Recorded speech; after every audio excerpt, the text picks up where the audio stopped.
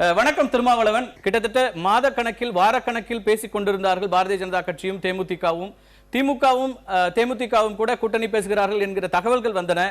இந்த சூழலில் மக்கள் நல கூட்டணியோடு தொகுதி உடன்படிக்கைக்கு வந்திருக்கிறார் விஜயகாந்த். என்ன நடந்தது?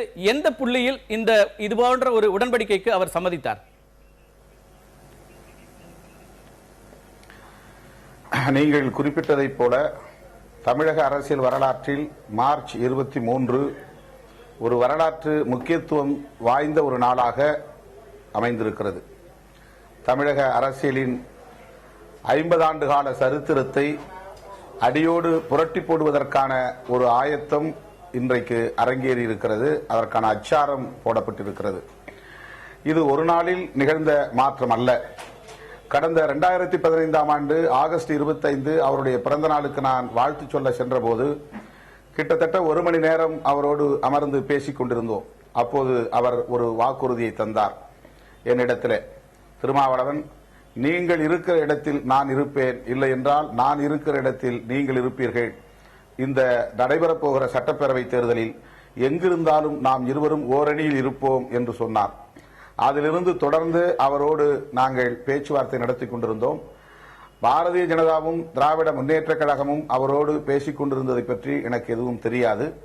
ஆனால் மக்கள் நல கூட்டணியின் சார்பில் நாங்கள் தொடர்ந்து இடைவிடாமல் தொடர்பிலே இருந்தோம், பேசிக்கொண்டே இருந்தோம்.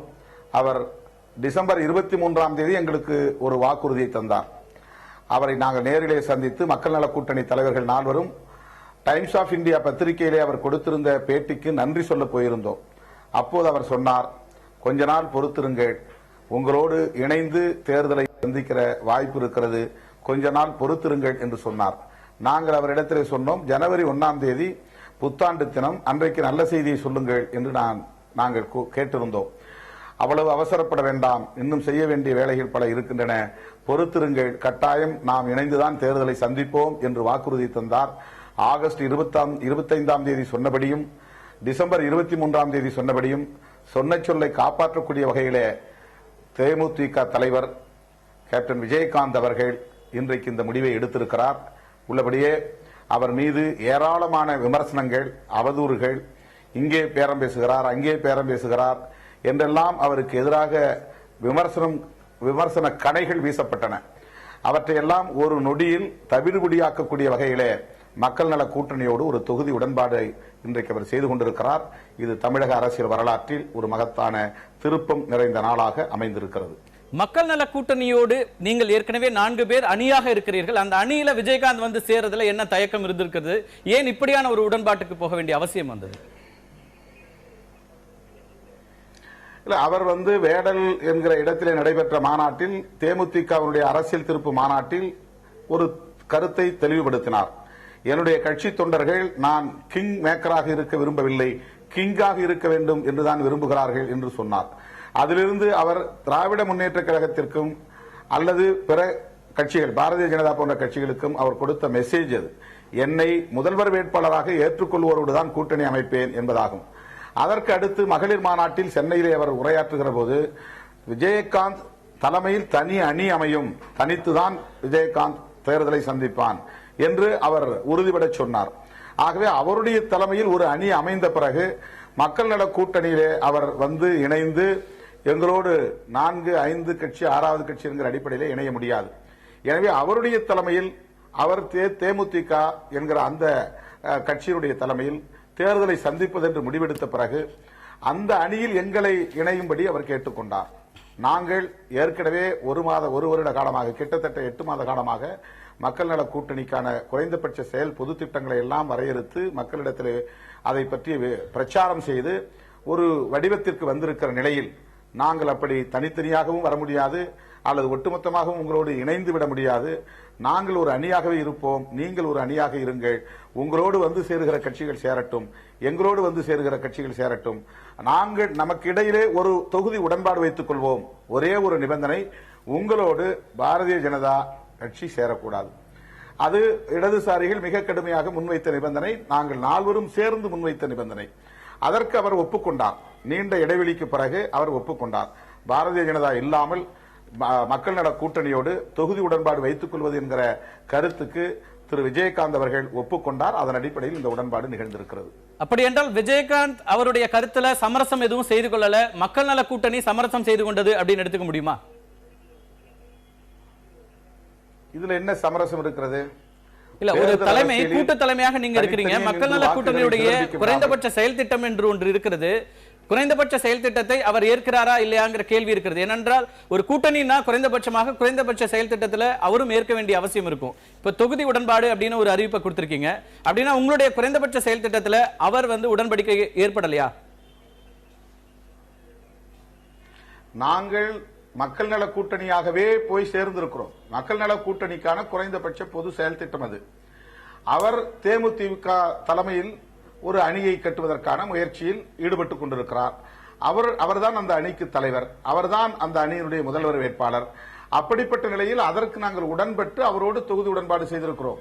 எந்த வகையிலும் அவர் மக்கள் நல கூட்டணியில் 5வது கட்சியாக இணைந்து விடவில்லை, அல்லது நாங்கள் இந்த மக்கள் நல கூட்டணியை கலைத்துவிட்டு தேமுதிக அணியிலே போய் இணைந்து விடவில்லை. எனவே நாங்களாக இருக்கிறோம், அவர் அவராக இருக்கிறார். எங்களுக்கு இடையிலே வாக்குகள் சிதறக்கூடாது என்கிற அடிப்படையில் ஒரு தொகுதி உடன்பாடு வைத்திருக்கிறோம். இதில் யாரும் எந்த இடத்திலும் சமரசம் செய்து கொள்ளவில்லை. கூட்டணிக்கும் தொகுதி உடன்பாட்டுக்குமான வேறுபாடு என்ன புரிதலை நாங்க எடுத்துக்கிறது? இதுல அது நீங்க எளிதாக புரிந்து கொள்ளலாமே. கடந்த காலங்களில் இருந்த நிலைப்பாடு தமிழக அரசியல் வரலாற்றில் இதுவரையில் இப்படி ஒரு பேக்கேஜ் சிஸ்டம் என்கிற அடிப்படையில் ஒரு அணி இன்னொரு அணியோடு தொகுதி உடன்பாடு வைத்துக் கொண்டதாக சரித்திரம் இல்லை. பொதுவாக தனித்தனியாக போய் ஒரு அணியிலே போய் சேருவார்கள், தனித்தனியாக பேச்சுவார்த்தை நடத்துவார்கள். ஒவ்வொரு கட்சிக்குமான தொகுதி உடன்பாடு, தொகுதி ஒதுக்கீடு என்பது நடக்கும். அந்த கட்சியினுடைய தலைமையை ஏற்றுக்கொண்டு அவர்கள் ஒதுக்குகிற தொகுதிகளில் மட்டும் போட்டியிடுவது வாடிக்கை. இப்போது நாங்கள் இன்றைய காலகட்டத்தில் தனி அணியாக நாங்கள் ஒரு கூட்டணியை உருவாக்கி அந்த அணியினுடைய செயல் திட்டங்கள், அந்த அணியினுடைய கோட்பாடுகள் அவை அனைத்தும் அப்படியே எந்த விதமான சேதாரமும் இல்லாமல் அது அப்படியே இருக்கும். ஆனால் நண்பர் விஜயகாந்த் அவர்கள் தேமுதிக தனித்து போட்டியிடும் என்று அறிவித்திருக்கிற நிலையில் அவரோடு இணைந்து ஒரு உடன்பாட்டை மட்டும் நாங்கள் வைத்திருக்கிறோம். எங்களுடைய நிலைப்பாட்டில் எந்த மாற்றத்தையும் ஏற்படுத்திக் கொள்ளாமல். ஏற்கனவே தேமுதிக தேர்தல் அறிக்கை வெளியிட்டு விட்டது. ஏற்கனவே தேமுதிக அவருடைய செயல் திட்டங்களை வெளியிட்டு விட்டார்கள். அவர்களுக்கான செயல் திட்டத்தையும் அவருடைய தேர்தல் அறிக்கையையும் வெளியிட்டு இருக்கிற நிலையில் தொகுதி உடன்பாடு மட்டும் நாங்கள் வைத்திருக்கிறோம். விஜயகாந்த் தலைமையில ஒரு அணி அப்படின்றீங்க, அவர் ஒரு அணி அமைத்திருக்கிறாரா? இந்த 124 இடங்கள் என்பது அவருடைய அணிக்கா அல்லது தேமுதிகவுக்கா?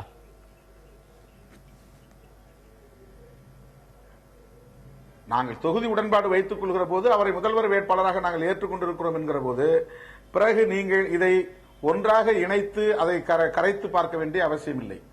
அது ஒன்றோடு ஒன்று சமரசமாகிவிட்டது என்று புரிந்து கொள்ள வேண்டிய தேவையில்லை. அவர் ஒரு தனி அணியாக தனித்து போட்டிடுவோம் என்று அறிவித்திருக்கிற நிலையில் அவர் முதல்வர் வேட்பாளர். அந்த கருத்துக்கு உடன்பட்டு நீங்கள் முதல்வர் வேட்பாளராக இருங்கள், உங்களுடைய தேமுதிகவுடைய கட்சியில் வேறு யாராவது 1-2 கட்சியில் சேர்ந்தால் இந்த 124 தொகுதிகளுக்குள் நீங்கள் பகிர்ந்து கொள்ளலாம். மக்கள் நல கூட்டணியில் வேறு யாராவது எங்களோடு பேசிக் கொண்டிருப்பவர்கள் இணைகிற வாய்ப்பு இருந்தால் இந்த 110 தொகுதிகளில் நாங்கள் அவர்களுக்கு பகிர்ந்தளிப்போம். இந்த உடன்பாட்டின் அடிப்படையில் தான் நாங்கள் இணைந்திருக்கிறோம்.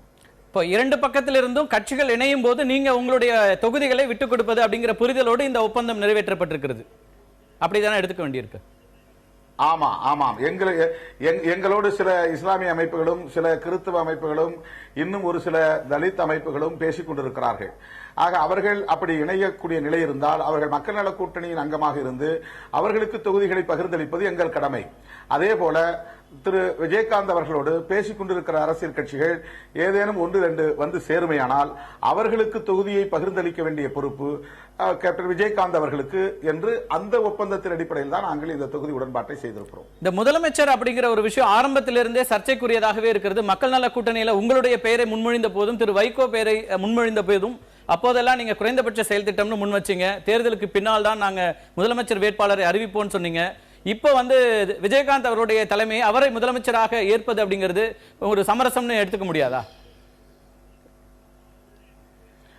அதாவது எங்கள் நிலைப்பாட்டில் நாங்கள் 4 பேரில் யாரையாவது ஒருவரை முதல்வர் வேட்பாளர் என்று அறிவித்திருந்தால் நாங்கள் ஏற்கனவே எடுத்த நிலைப்பாட்டில் இருந்து பின்வாங்கிவிட்டோம் என்று பொருள். அதாவது திருமாவளவன் முதல்வர் வேட்பாளராக ஏற்றுக்கொள்ள முடியாது என்று மறுதளித்துவிட்டு வைகோ முதல்வர் வேட்பாளர் அல்லது ஜி ராமகிருஷ்ணன் முதல்வர் வேட்பாளர் அல்லது முத்தரசன் முதல்வர் வேட்பாளர் அல்லது வேறு யாரோ ஒருவர் இந்த கட்சிக்கு ஆதரவான ஒரு செல்வாக்குள்ளவரை முதல்வர் வேட்பாளர் என்று அறிவித்திருந்தால் எங்கள் நிலைப்பாட்டிலிருந்து மாறிவிட்டோம் என்று பொருள். 4 கட்சிகளாக நாங்கள் இடம்பெற்றிருக்கிற மக்கள் நல கூட்டணியில் முதல்வர் வேட்பாளரை நாங்கள் முன்கூட்டியே அறிவிக்க மாட்டோம் என்று சொன்னோம். தேமுதிக அதனுடைய செயல் திட்டம், அவர் தலைவர், அந்த அணியினுடைய முதல்வர் வேட்பாளர், அவரோடு நாங்கள் கூட்டணி தொகுதி உடன்பாட்டை வைத்திருக்கிறோம். எங்கள் கூட்டணியில், மக்கள் நல கூட்டணியில் யாரையும் நாங்கள் முதல்வர் வேட்பாளராக அறிவிக்கவில்லை. முதல்வர் வேட்பாளராக இருக்கக்கூடிய ஒருவரோடு நாங்கள் உடன்பாடு வைத்திருக்கிறோம்.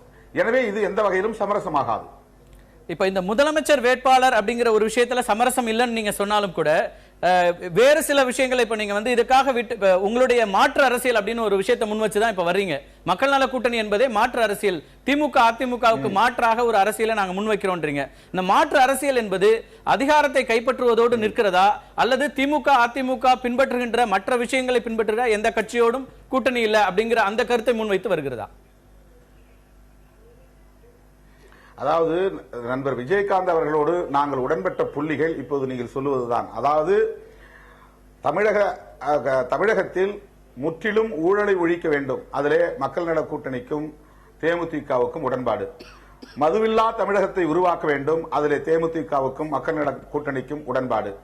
இந்த ஊழலற்ற ஒரு ஆட்சி நிர்வாகத்தை, மதுவில்லாத ஒரு சமூகத்தை நிறுவ வேண்டுமானால் ஆட்சியில் இருக்கிற அதிமுகவை ஆட்சி பீடத்திலிருந்து அப்புறப்படுத்த வேண்டும்.